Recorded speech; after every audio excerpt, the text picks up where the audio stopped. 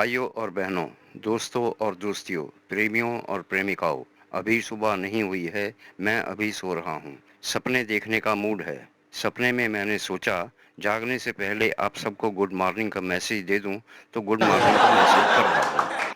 अगर आप इसे अभी देख लें, तो आपको मेरी गुड मॉर्निंग ही है। शाम तक सोने से पहले देखें, तो इसे गुड इवनिंग समझें। अगर आप इसे रात को सोने के बाद देखें, तो इस मैसेज को गुड नाइट का मैसेज समझिए। मैं आज आप सबको अपनी लिखी एक मजाकिया कहानी सुनाने लगा हूँ। ये कहानी यूट्यूबर प्रीतम की है, जिसे कई सारे इश्क करने पड़े थे। ये कहानी उन्हीं कहानियों में से एक है। प्रीतम के साथ एक बड़ा अजीब पंगा हुआ पड़ा है। लोग उसे प्रीतम की बजाय प्रियतम कह के याद करते हैं। इसका कारण ये है कि उसे प्यार करने वालों से प्यार है और वह अपने चैनल के लिए प्यार की कहानियों पर वीडियो बनाने का शौक रखता है। उसे हमेशा नई कहानियों की तलाश रहती है, इसलिए उसने एक ऑफिस खोल रखा है जिसका नाम है प्रेमी सहायता केंद्र। प्रीतम इस दफ्तर में प्यार करने वाले प्रेमियों और प्रेमिकाओं की मुश्किलें हल करने का काम करता है। इससे उससे थोड़ी बहुत कमाई भी हो जाती है और नई कहानियाँ भी मिल जाती हैं। उसके साथ इसका छोटा भाई रहता है, जिसका नाम है बुद्धू। शक्ल से बुद्धू ज़रूर है, मगर इतना बुद्धू है नहीं। आपको कहानी सुनाने की सोचकर मैं सो गया था।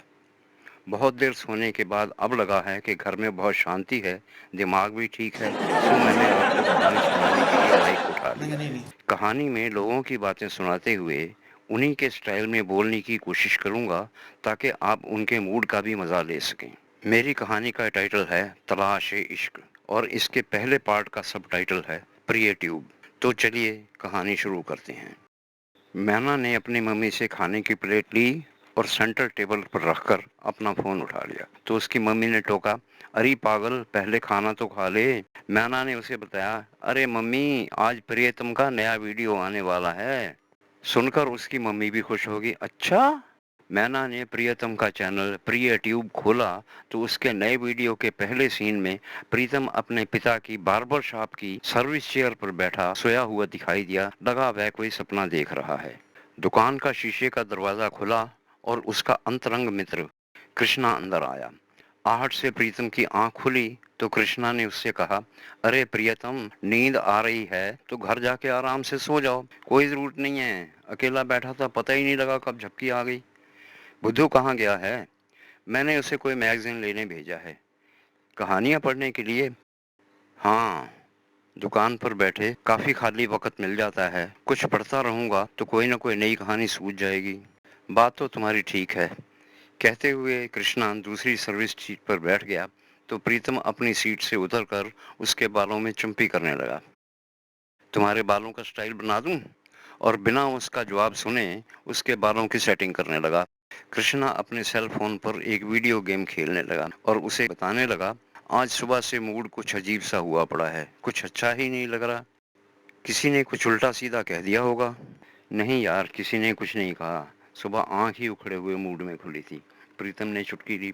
जरूर सपने में तुमने कोई चुड़ैल देखी होगी। कोई खूबसूरत लड़की देखी होती तो हंसते खेलते उठते। यार तुम अच्छी तरह जानते हो, मैं बाकी दोस्तों की तरह लड़कियों के सपने नहीं लेता। मेरे इंटरेस्ट तो तुम जानते ही हो, गाना बजाना अच्छा लगता है मुझे। कुछ देर फोन के साथ खेलने के बाद कृष्णा लगभग चिल्लाया, मैं इस बोर फोन से तंग आ गया हूँ। और उसने अपने फोन को टेबल पर पटक दिया। मैं ये बेकार फोन किसी को प्रेजेंट करके एक नया मॉडल खरीदने की सोच रहा हूँ। किसी और को क्यों, मुझे ही प्रेजेंट कर दो, आज मेरा जन्मदिन है। प्रीतम ने शरारत भरी मुस्कुराहट के साथ उसे कहा, तुमने तो मुझे बताया था तुम्हारा जन्म 15 अगस्त के दिन हुआ था। ऐसे ही कह दिया होगा, मैं तो 4 साल की उम्र में अनाथ हो गया था, पता नहीं जन्म लिया भी था कि नहीं। जन्म ही नहीं लिया तो गिफ्ट किस बात का? आपसे सविनय अनुरोध है कि मेरे चैनल ओम कुमार मूवीज को सब्सक्राइब अवश्य करें। मुझे इससे भी ज़्यादा मनोरंजक रचनाएं प्रस्तुत करने की प्रेरणा दें और इसे अपने परिचितों के साथ शेयर भी करें। धन्यवाद। ऐसे ही यार, मैं तो तुम्हारी टांग खींच रहा हूँ। क्यों? फोन चाहिए तो ले लो, पंगे लेने की क्या जरूरत है? कृष्णा ने सादगी से कहा। फोन तो मेरे पास है, मैं तो यूं ही तुम्हें छेड़ रहा हूँ। तुम तो बेवकूफ हो, मुझे छेड़ने में क्या मजा है? किसी खूबसूरत लड़की को छेड़ो, उसके नर्म नाजुक हाथों से 2-4 थप्पड़ खाओ तो छेड़ने का मजा भी आए, कृष्णा ने जवाब में उसे छेड़ा। मुझे कोई लड़की खूबसूरत लगती ही नहीं, छेड़ूं किसको? तुम जैसे नीरस भोंदू दोस्त खूबसूरत लगते हैं, इसलिए तुम्हें छेड़कर अपना रांझा राजी कर रहा हूँ। मेरी किस्मत में तो तुम जैसे निकम्मे दोस्त लिखे हैं, जो ना खुद कुछ कर सकते हैं ना करने देते हैं। प्रीतम ने जवाब दिया और दोनों हंसने लगे। कुछ देर बाद कृष्णा ने पूछा, आज सच में तुम्हारा जन्मदिन है? तभी प्रीतम का भाई बुद्धू दुकान में आया। कृष्णा ने उसे स्माइल दी, प्रीतम भी उसे देखकर मुस्कुराया और कृष्णा की बात का जवाब देने लगा। आज के दिन बहुत से महान व्यक्तियों ने जन्म लिया था, मैं भी उनमें से एक हूँ। प्रीतम ने अजीब सी शेखी मारी। तुम सही माने में ओरिजिनल कार्टून हो, कृष्णा ने सैटायर किया। कार्टून का आविष्कार किसी ने मुझे देखकर ही तो किया था, प्रीतम ने फिर कहा। तुम्हारी ऐसी की तैसी, आज ही अपना जन्मदिन नहीं नहीं मनाओ। नहीं, फ्रूट्स कृष्णा ने बुद्धू को आंख मारते बताओ हुए बताओ। प्रीतम को धमकाया। क्यों? तुमने खुद ही तो अपना बर्थडे डिक्लेयर किया है, अब हमें ट्रीट चाहिए। कृष्णा ने बुद्धू को आंख मारते हुए रमेश से हाथ मिलाया, जो अभी अभी दुकान के अंदर आया था। उसने भी हंसते हुए समर्थन किया। हाँ हाँ, हमें ट्रीट चाहिए। और उसने प्रीतम को इशारा करके बताया कि वह बाल कटवाने आया है। प्रीतम ने उसे सर्विस सीट पर बैठने का इशारा किया और उसे जवाब दिया, ठीक है अभी लो। और उसने बुद्धू को निर्देश दिया, बुद्धू 8 पेस्ट्रियां और 8 कोक लेकर आओ। लेकिन हम तो सिर्फ 4 हैं, कृष्णा ने टोका। तो प्रीतम ने स्पष्ट किया, बुद्धू को भी अपने जन्मदिन का पता नहीं है, उसका भी जन्मदिन साथ ही मना लेते हैं, एक के साथ एक फ्री। प्रीतम ने हंसते हुए बताया, केक मंगाओ। कृष्णा ने धौंस जमाई, ऐसा क्यों ना करें, पहले टेंट लगवाते हैं, डीजे चलाते हैं, घंटा 2 घंटे डांस करते हैं, फिर केक को टेबल पर सजाकर उस पर 20-30 मोमबत्तियां जलाते हैं, फिर तुम सब लोग हैप्पी बर्थडे गाना, फिर मैं मोमबत्तियां बुझाकर केक के टुकड़े टुकड़े करके तुम्हें दूंगा और तुम सब लोग आपस में लड़ना, मुझे क्रीम नहीं मिली, मेरा पीस छोटा है, मेरा टेढ़ा है, मेरा लंबा है। बस बस बकवास करो, जो मंगाना है मंगाओ, जल्दी नहीं करो, नहीं नहीं, कृष्णा फ्रूट्स ने नहीं। बीच में टोका। मैं बताओ बताओ। अपना कान पकड़ने के लिए हाथ को सिर के ऊपर से घुमाने के बजाय डायरेक्ट पकड़ लेता हूँ, ये लो। और उसने कान पकड़कर दिखाया। मैं कटे कटाए केक मंगवा लेता हूँ, जिसे पेस्ट्री कहते हैं, नहीं नहीं नहीं, सबको फ्रूट्स नहीं। एक जैसे पीस मिल जाएंगे, कोई हेरा फेरी नहीं होगी। प्रीतम ने एक शरारती बच्चे की तरह से बताया। अब भाषण बंद करो, मंगाओ जो मंगाना है, कृष्णा ने झल्लाकर उसे डांटा। प्रीतम ने बुद्धू से कहा, यार तुम 12 पेस्ट्रियां ले आओ, आज सबका मुंह मीठा करवाते हैं। इस तरह प्रीतम ने अपना जन्मदिन मनाया और कृष्णा ने प्रीतम को अपना फोन उपहार में दे दिया। प्रीतम ने अपना फोन बुद्धू को उपहार कर दिया। तभी प्रीतम और बुद्धू के पिता बाबूजी आ गए। आते ही उन्होंने प्रीतम से प्यार से पूछा, जाग गया प्रीतम, आपने मुझे सोए हुए देखा था? हाँ, तो जगाया क्यों नहीं? क्या जरूरत थी?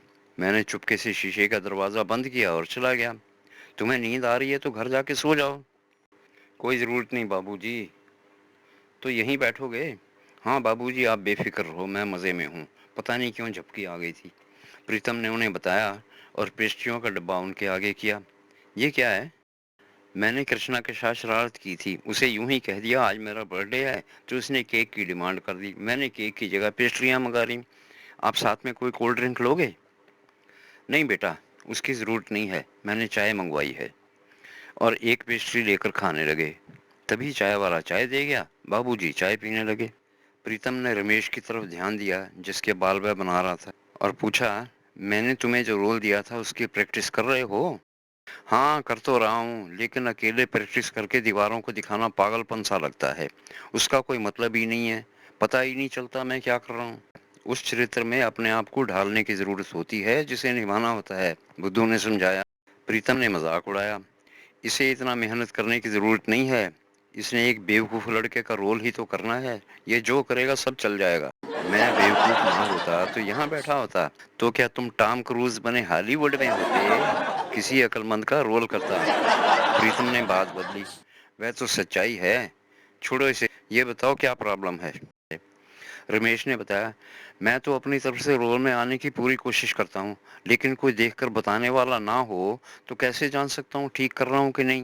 अकेले एक्टिंग करना तो पागलों वाला काम है। वह तो है, ये मुश्किल सिर्फ तुम्हारे साथ ही नहीं, दुनिया के जाने माने एक्टरों के साथ भी है। किसी डायरेक्टर के बिना कोई अपनी बेस्ट परफॉर्मेंस नहीं दे सकता।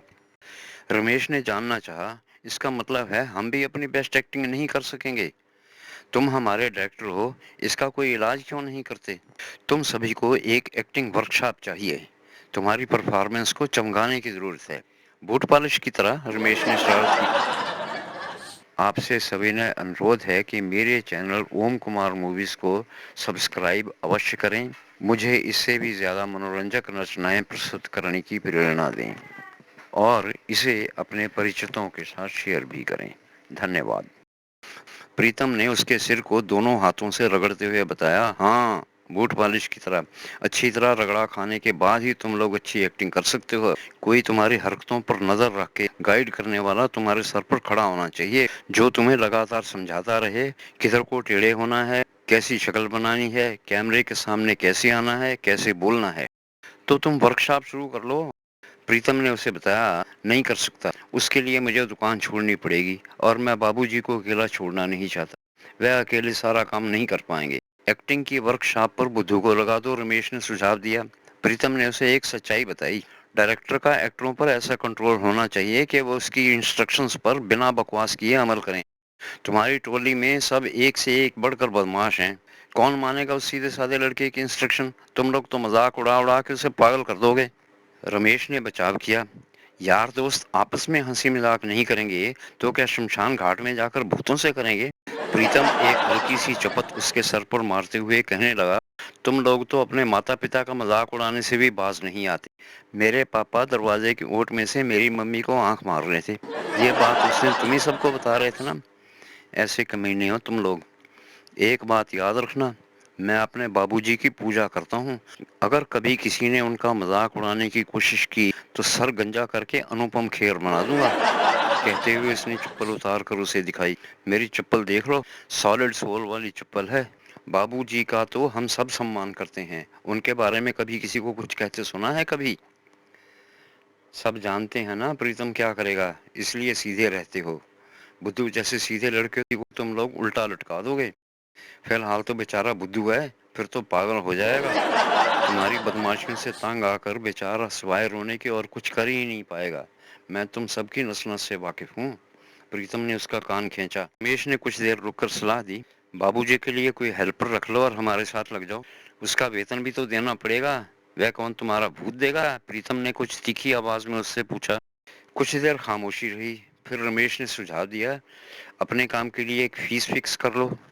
प्रीतम ने शिकायत की, सारी चंडाल चौकड़ी चिल्ला चिल्ला कर सारा शहर सिर पे उठा लेगी। कौन जवाब देगा? बाबूजी ने प्रीतम से पूछा। मैं उन्हें मनाने की कोशिश करूं? प्रीतम ने उन्हें जवाब दिया, बाबूजी वे सारे एक से एक बढ़कर कार्टून हैं, सब आपका भी मजाक उड़ाएंगे। प्रीतम रमेश की शर्ट से बाल झाड़ने के लिए ब्रश चलाने लगा तो बातचीत रुक गई। रमेश सीट से उठा और पूछने लगा, जैसे हम अपने बाल बनवाने के लिए तुम्हें पैसे देते हैं, वैसे डायरेक्शन के लिए तुम्हें पैसे क्यों नहीं दे सकते? बाबूजी ने रमेश को समझाया, तुम अपने दोस्तों से बात करो, उन्हें पूरी बात समझाओ और उनसे पूछो कि वो क्या कहते हैं। रमेश ने ध्यान से उनकी बात सुनी और नमस्ते करके चला गया। बाबूजी भी जाने के लिए उठे। मैं भी चलता हूँ। आप घर जाएंगे? बुद्धू ने पूछा। हाँ। बुद्धू उठा और उन्हें स्कूटर पर बैठाकर घर छोड़ने चला गया। रमेश ने सब दोस्तों से बात करके प्रीतम को मेहनत की फीस देने पर मना लिया। इस तरह एक्टिंग की वर्कशॉप शुरू हो गई और यह वर्कशॉप सारे ग्रुप के लिए फायदेमंद साबित हुई। प्रीतम के लिए कमाई का एक और साधन भी बन गया। बात फैली तो नए कैंडिडेट भी आने लगे। आपसे सविनय अनुरोध है कि मेरे चैनल ओम कुमार मूवीज को सब्सक्राइब अवश्य करें। मुझे इससे भी ज्यादा मनोरंजक रचनाएं प्रस्तुत करने की प्रेरणा दें और इसे अपने परिचितों के साथ शेयर भी करें। धन्यवाद। दो दो वीडियो बनाने के बाद अगली वीडियो बनाने के लिए नई कहानी की तलाश शुरू हो गई। दोनों भाई शहर की हवा में फैली कहानियां सुनने के लिए गलियों के चक्कर लगाने लगे, लेकिन महीना भर घूमते रहने के बाद भी उन्हें कोई सफलता नहीं मिली। तो रघुनाथ ने उनकी मुश्किल देखकर उनका हौसला बढ़ाने की कोशिश की। चिंता मत करो, जब ठीक वक्त आएगा कहानी अपने आप मिल जाएगी। प्रीतम ने अपनी निराशा प्रकट की। ऐसा लगता है यहाँ कोई कहानी है ही नहीं। बुद्धू ने भी अपनी निराशा व्यक्त की। समझ नहीं आ रहा क्या करें। कुछ दिन की छुट्टी क्यों नहीं कर लेते? ऐसी जगह चले जाओ जहाँ कुछ दिनों के लिए अपने दिमाग को ताज़ा कर सको। दोनों भाइयों को बात ठीक लगी। ठीक है बाबूजी, हम कुछ सोचते हैं। कुछ दिन सोचने के बाद दोनों भाइयों ने दिल्ली घूमने का मन बनाया। अपना सामान लेकर चलने लगे तो बाबूजी की बहन, जिसे ये दोनों अपनी माँ समझते थे, नोटों का एक बंडल निकाल कर ले आई और उन्हें देते हुए कहने लगी, कुछ पैसे रख लो, काम आएंगे। नहीं चाहिए माँ, हमारे पास हैं। दोनों ने प्रतिरोध किया तो माँ ने जबरदस्ती उन्हें थमा दिए। बाबूजी उससे भी बड़ा एक नोटों का बंडल उन्हें देते हुए कहने लगे, अपने काम आने वाला कोई कैमरा या कोई और चीज मिलती हो तो ले लेना। प्रीतम ने झिझकते हुए पैसे लेकर अटैची में रखे और उनके पांव छूकर घर से निकले। रास्ते में प्रीतम कहने लगा, ऐसे माता पिता को छोड़कर जाने का मन नहीं करता। मारो गोली कहानी को, चलो वापस चलें। कुछ दिन वीडियो नहीं बनाएंगे तो कौन से फर्क पड़ जाएगा। यार, हमें खुश देखकर बाबूजी और माँ को खुशी होती है। उन्होंने जितना आग्रह किया है ना, उसे नकारना मेरे बस का तो नहीं है। मैं उनका दिल नहीं दुखा सकता। इन शब्दों में प्रीतम ने अपनी बेबसी दिखाई। हाईवे पर पहुंचे, हाथ खड़ा करके एक बस रुकवाई और दिल्ली के लिए बैठ गए। चलो दिल्ली। बस में उन्हें सबसे आखिरी बेंच पर बैठने की जगह मिली। ये बेंच पिछली दीवार के साथ सटी हुई होती है। इस सीट पर सफर करना अपने आप में एक कॉमेडी होता है। बात करते करते आदमी ऐसे उछलते हैं कि सीरियस बातचीत भी कॉमेडी बन जाती है। बस का पिछवाड़ा सड़क की हर ऊंचाई निचाई पर उछलता और गिरता है, जिसके साथ इस सीट पर बैठे यात्री उछलते गिरते रहते हैं। प्रीतम को एक डिसेंट आदमी के साथ कंधे से कंधा मिलाकर बैठने का अवसर मिला। उछलते गिरते प्रीतम ने उस आदमी के साथ बात शुरू करते हुए पूछा, अंकल आप दिल्ली जा रहे हैं? उस सज्जन ने कनखियों से उसे देखकर उत्तर दिया, फिलहाल मैं दिल्ली नहीं जा रहा, रास्ते में ही उतर जाऊंगा, एक रिश्तेदार से मिलना है। वैसे मैं दिल्ली का ही रहने वाला हूँ। फिर दो बार उसे देखकर शिकायत करने लगा, यार हम दोनों की एज में 4-5 साल का फर्क होगा। मैं अभी इतना बूढ़ा तो नहीं हुआ कि लोग मुझे अंकल कहने लगें। ओह सॉरी, भाई साहब चलेगा? उस आदमी ने जवाब दिया, नाम लेकर बात करना ज्यादा अच्छा रहेगा। 2 घंटे साथ बैठना है ना। मेरा नाम मदन मल्होत्रा है। वैसे दोस्ती करना रिश्तेदारी बनाने से ज्यादा अच्छी रहती है। प्रीतम को बात अच्छी लगी। उसने हाथ आगे बढ़ाते हुए अपना परिचय दिया, मेरा नाम प्रीतम है। मदन ने हाथ मिलाते हुए पूछा, दिल्ली घूमने जा रहे हो? जी हाँ। आप दिल्ली में रहते हैं? प्रीतम ने पूछा। हाँ। फिर तो आपसे दिल्ली की बहुत सारी जानकारी मिल जाएगी। क्यों नहीं, पूछो, क्या पूछना है? तुम पहली बार दिल्ली जा रहे हो? मदन ने पूछा। जी हाँ। बस उछली, सीट पर बैठे सभी यात्री उछलकर वापस गिरे। मदन ने पूछा, बिजनेस के लिए जा रहे हो या प्लेजर टूर है? जी दोनों बातें हैं, बिजनेस भी और प्लेजर भी। फिर बस उछली और यात्री फिर से उछले और धमाके से वापस गिरे। क्या बिजनेस करते हो? मदन ने पूछा। प्रीतम ने उछलते हुए बताया, बिजनेस में मैं एक बार्बर हूँ, अपने पिताजी के साथ दुकान पर काम करता हूँ। प्लेजर के लिए यूट्यूब का एक चैनल चलाता हूँ, प्रिय ट्यूब। मैं अपने भाई के साथ कहानियाँ ढूंढने दिल्ली जा रहा हूँ। ये मेरा भाई है बुद्धि प्रसाद, बुद्धू। मैं इसे बुद्धू कह के बुलाता हूँ। हम दोनों एक ही जैसे हैं। तुम्हारे शहर में कहानियाँ खत्म हो गई हैं क्या? मैं कुरुगुल में रहता हूँ। कुरुगुल एक छोटा सा शहर है। दोनों भाइयों ने महीनों से आंखें फाड़े कान खड़े किए शहर के 50 चक्कर लगा लिए। थोड़ी बहुत चुगलियां और कुछ नई गालियां सुनने को जरूर मिली। ऐसी कोई बात सुनने को नहीं मिली जिसकी कहानी पर एक रोमांटिक वीडियो बनाकर चैनल पर डाला जा सके। ऐसा क्यों? लोग सीधे साधे हैं। लड़के रोमांटिक नहीं हैं, किसी को आंख उठाकर देखते ही नहीं। छेड़ना या रोमांस करना उन्हें आता ही नहीं। हर लड़की को बहन जी कह के संबोधित करते हैं। लड़कियां भी आंख उठाकर किसी को देखती नहीं। शहर में ना रोमांस है, ना थ्रिल, ना ड्रामा है, ना सस्पेंस। कहानियां कैसे बनी है? मदन ने हैरानी से अपनी राय बताई। कमाल है, इस एंगल पर तो हमने कभी सोचा ही नहीं। छोटे शहरों में लोग सीधे होते हैं, ये तो हम सब जानते हैं, लेकिन ये अजीब बात आज पहली बार सुनने को मिली है। कहते हुए वह रुका और आगे बताने लगा, दिल्ली में भीड़ भाड़ और शोर शराबा कुछ ज्यादा ही मिलेगा। कहानियां भी बहुत मिलेगी, लेकिन कुछ और ही तरह की। यहाँ कहानियां भी हैं और इतिहास भी है। प्रीतम ने कुछ जानकारी मांगी। आपका क्या विचार है, हमें कहाँ जाना चाहिए? दिल्ली तो बहुत बड़ी जगह है, हमने सुना है वहाँ हजारों नगर हैं। हाँ, दिल्ली में हजारों कॉलोनियां हैं। ये नगर, वह नगर, ये गार्डन, वह गार्डन। हर कॉलोनी का अपना एक कल्चर है। इस शहर का नाम दिल्ली पता नहीं क्यों रखा गया है। इसका नाम तो विविध भारती होना चाहिए था। आपसे सविनय अनुरोध है कि मेरे चैनल ओम कुमार मूवीज़ को सब्सक्राइब अवश्य करें। मुझे इससे भी ज़्यादा मनोरंजक रचनाएं प्रस्तुत करने की प्रेरणा दें और इसे अपने परिचितों के साथ शेयर भी करें। धन्यवाद। यहाँ 100 साल पुरानी सभ्यता भी मिलेगी और 100 साल बाद की सभ्यता जो होने वाली है वो भी मिलेगी। यहाँ पर एक ऐसी कॉलोनी है जिसे अति पॉश कहा जाता है। इस कॉलोनी की प्रॉपर्टी इतनी महंगी है कि इसके बराबर की कीमत में इससे 8 गुनी जगह दिल्ली में ही मिल सकती है। इस अति पॉश कॉलोनी को हाई सोसाइटी और क्रीम कहा जाता है। यहाँ के लोग अंग्रेजों से भी 100 साल आगे हैं। अंग्रेजों से भी एजुकेशन में? प्रीतम ने कुछ हैरानी से पूछा।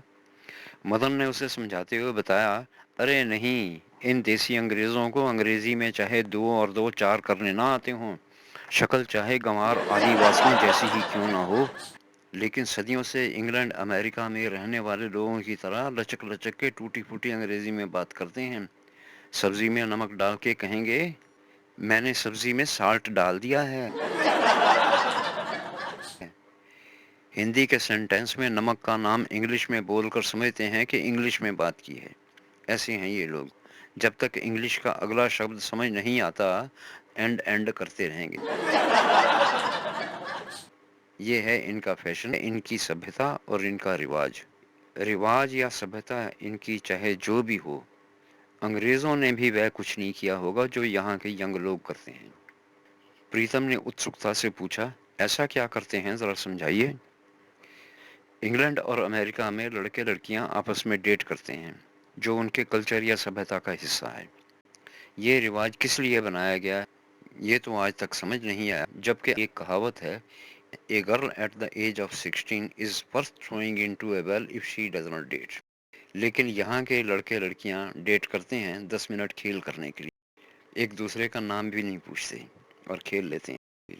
यहाँ की मॉडल लड़कियां हजारों रुपए में मिलने वाला स्विम सूट, जो 3 तिकोने कपड़ों से बना होता है, पहनकर 5 स्टार स्विमिंग पूल्स पर अपने शरीर का प्रदर्शन करने जाती हैं, चाहे तैरना आता हो या ना। यहाँ की कंवारी लड़कियां लंगोट जैसी छोटी निक्कर पहनकर अपनी नंगी टांगे दुनिया को दिखाने के लिए शान से बाजार में पिता के साथ घूमती हैं। इसे भैया लोग एडवांस होना कहते हैं। प्रीतम ने कुछ सोचने के बाद उसे बताया, वह तो थोड़ा बहुत हमें भी टीवी और इंटरनेट पर देखने को मिल जाता है, लेकिन इतना खुलेआम, कमाल है। कुछ देर चुप रहने के बाद मदन कहने लगा, ये लोग अंग्रेजों से तो आज़ाद हो गए हैं, अंग्रेजियत से आज़ाद नहीं हुए। हमारे देश में लोग अंग्रेजियत के इन गुलामों को एडवांस मानते हैं, चाहे ये एडवांस लोग परले सिरे के बेवकूफ़ ही क्यों ना हों। औरतें जितनी ज़्यादा नंगी और बेशर्म होती हैं, उन्हें उतना ही ज़्यादा बोल्ड यानी बहादुर या साहसी कहा जाता है। कमाल है ना। प्रीतम ने भी अपना विचार प्रकट किया। एडवांस कल्चर की बैकग्राउंड वाली फिल्में ज़्यादा अच्छी समझी जाती हैं, चाहे उसमें दुनिया भर की बेवकूफ़ियाँ ही भरी हों। मैं भी सोच रहा हूँ एडवांस कल्चर की कुछ छोटी फिल्में बनाकर चलाऊं, शायद मेरी किस्मत खुल जाए। मदन ने इस पर अपनी राय बताई। कोशिश करने में कोई हर्ज नहीं है। जो चीज़ दिखी नहीं होती उसकी क्रेज कुछ ज़्यादा होती है। मैदानों में रहने वाले पहाड़ देखने जाते हैं और पहाड़ी लोग मैदान देखने आते हैं। गांव के लोग दिल्ली देखने आते हैं, दिल्ली वाले गांव देखने जाते हैं। प्रीतम ने कुछ देर सोचने के बाद पूछा, एडवांस कल्चर को स्टडी करना हो तो क्या इस अति पोश कॉलोनी में घूमा जाए? आप कहते हो यहाँ के लोग कुछ स्पेशल हैं? बिल्कुल हैं, ज़रूर जाना चाहिए। यहाँ के लोग बड़ी शान से अपने मोबाइल में रखी अपनी माँ, बहन, बेटी की अधनंगी तस्वीरें लोगों को दिखाकर बताते हैं, आज मेरी माँ इतनी बोल्ड होकर बाजार गई थी और मेरी बेटी आज इतनी बोल्ड होकर पार्टी में गई थी। यहाँ तुम्हें बहुत कुछ देखने को मिलेगा, लेकिन सड़कों पर अधनंगी औरतें देखने से ज़्यादा स्टडी नहीं कर सकोगे। 5 स्टार होटलों की कुछ पार्टियां अटेंड कर लो, पूरी फिल्म दिखाई दे जाएगी। और मदन ने हंसते हुए बताया, बहुत सी फिल्में बनाने का मसाला भी मिल जाएगा। कुछ देर चुप्पी के बाद उसे कुछ याद आया और वो हंसने लगा।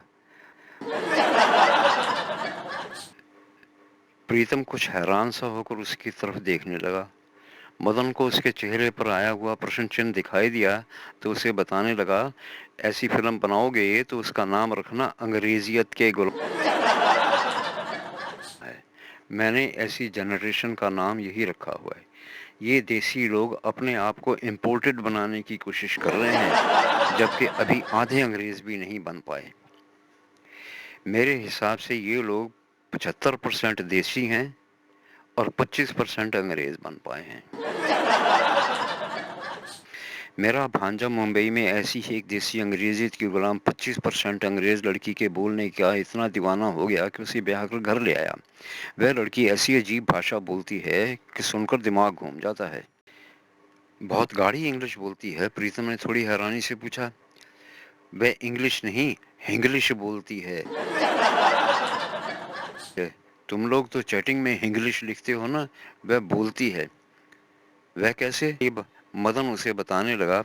पिछली बार मुझे बाजार में मिली तो एक फल वाले को देखकर मुझसे कहने लगी, मामा जी मुझे एप्पल ईट करना है। मैं तो समझ ही नहीं पाया कि हंसूं के रोऊं। मैंने उसे एक सेब लेकर दिया तो उसने अपने पति को जाके बताया, मामा जी ने मुझे एप्पल बाई करके दिया है।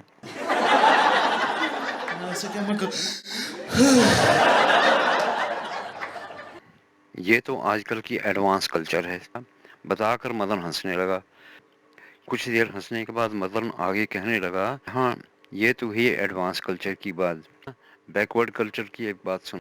यहाँ टिकलपुर नाम की एक कॉलोनी है जिसमें ऐसी गलियां भी हैं जहां से गुजरते हुए गलती से कोई गला साफ करने के लिए खंगार ले तो समझा जाता है उसने किसी औरत को छेड़ने के लिए खंगारा है। उसे औरतें छेड़ने वाला सड़क छाप बदमाश समझ लिया जाता है, जो यहाँ आया ही इसलिए है।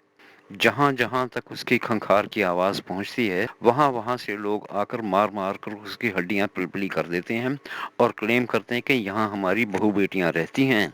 हम बहू बेटियों वाले लोग हैं। बस में 2 घंटे सफर करते हुए प्रीतम ने उसे अपने बनाए कुछ वीडियो दिखाए, उसे अपना सब्सक्राइबर और फॉलोअर बनाया और बहुत सारी बातें की। दिल्ली में कैसे रहना है, किस तरह की सावधानियां रखने की ज़रूरत है, इसकी जानकारी ली। बुद्धू भी ये सब देखता सुनता रहा। उसे भी जो जिज्ञासा हुई उसने मदन से उसकी जानकारी ली। प्रीतम को इस भेंट में सोचने और कल्पना करने के लिए बहुत सारा मसाला मिला। भाइयों, बहनों, मित्रों, प्रेमियों और प्रेमिकाओं, ये थी ओम कुमार की रचना यूट्यूबर का इश्क। इससे आगे की कहानी अगली बार। प्रीतम के अगले इश्क की कहानी इससे भी कहीं ज्यादा हंसाने वाली है। अब किताबें पढ़ने का शौक किसी को नहीं रहा है, चाहे नावल हो या ज्ञान के ग्रंथ। इसका परिणाम ये हुआ है, हमारी भाषा हिंदी का साहित्य मरणासन्न हो गया है। इसलिए मैंने अपनी कहानियों की वीडियो पुस्तकें बनाकर अपने YouTube चैनल पर डाली तो कुछ पाठक मिले हैं। ये वीडियो पुस्तकें आप मोबाइल, लैपटॉप या कंप्यूटर किसी पर भी चलाकर पढ़ सकते हैं। पेज अपने आप बदलते हैं। आजकल कुछ लोग बच्चों की कहानियां पढ़कर सुनाते हैं, जो कि पहले से लिखी हुई भी होती हैं। आप पढ़ भी सकते हैं। उन वीडियोस को बहुत लोग देखते हैं। सो मैं भी अपनी एक कहानी पढ़कर सुनाते हुए एक वीडियो बुक की झलक बनाकर आपके सामने पेश कर रहा हूँ। हंसाने वाली इस कहानी पर नाटक का मंचन हुआ तो हॉल की सभी सीटें भर गईं, तो 100 से अधिक लोगों ने हंसते हुए खड़े होकर इस शो को देखा। उसके बाद इस कहानी पर फिल्म बनी। अब 5 भागों में बटी वीडियो पुस्तकें पढ़ें। 3 एपिसोड में सिमटा उपन्यास। इंसान अपनी नियति खुद निर्धारित करता है। कैसे? इस वीडियो बुक में पढ़ें। वीडियो बुक के 15 एपिसोड में बटा एक रोमांटिक उपन्यास है, दीवार। 3 कैदी 3 पाप। इस कहानी में 7 साल की कैद भुगत रहे 3 कैदियों की आप बीती पढ़ें, जिन्होंने प्यार करने का अपराध किया और 7 साल की सजा पाई। एक यूट्यूबर को नई प्रेम कहानियों के लिए कैसे कैसे प्रेमी और प्रेमिकाओं से निपटना पड़ा और उसे कैसी कैसी कहानियां मिली, इन 15 वीडियो पुस्तकों में पढ़े हैं। पिछले पेज पर दिखाई वीडियो पुस्तकें पहले मैंने कंप्यूटर पर पढ़ने के लिए बनाई थी। Brick the Wall: How a Brick Kept on the Wall Can Play an Important Role in Love Affair of Two Loving Persons. Read yourself. ये हैं अमेजन KDP पर प्रकाशित मेरे कुछ उपन्यास। ओम कुमार, व्हाट्सएप पर नंबर 9811166943 और ईमेल है omkumararora@gmail.com। धन्यवाद।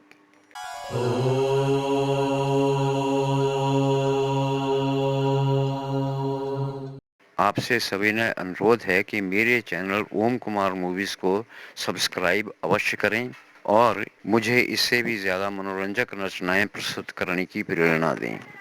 इसे अपने परिचितों के साथ शेयर भी करें। धन्यवाद।